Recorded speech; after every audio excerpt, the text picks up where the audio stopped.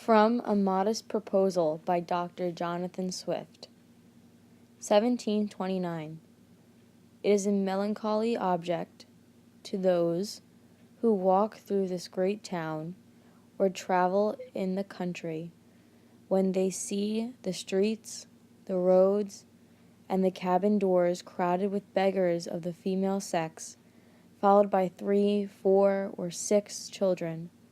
all in rags and importuning every passenger for an alms. These mothers, instead of being able to work for their honest livelihood, are forced to employ all their time in strolling to beg sustenance for their helpless infants, who, as they grow up, either turn thieves for want of work or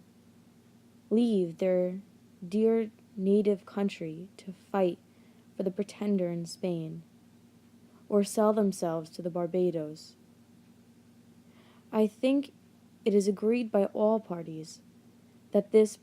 prodigious number of children in the arms, or on the backs, or at the heels of their mothers and frequently of their fathers, is in the present deplorable state of the kingdom a very great additional grievance, and therefore whoever could find out a fair, cheap, and easy method of making these children sound and useful members of the Commonwealth would deserve so well of the public as to have his statue set up for a preserver of the nation.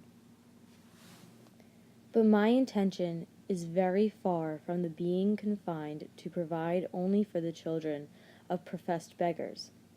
It is of a much greater extent, and shall take in the whole number of infants at a certain age, who are born of parents in effect as little able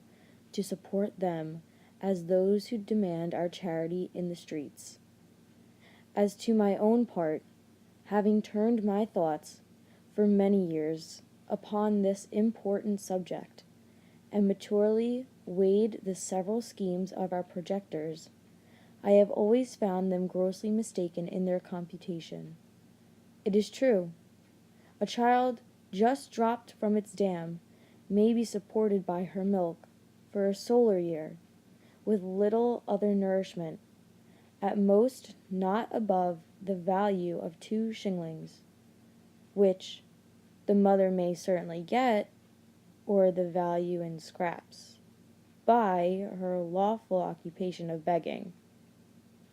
And it is exactly at 1 year old that I propose to provide for them in such a manner as, instead of being a charge upon their parents or the parish, or wanting food and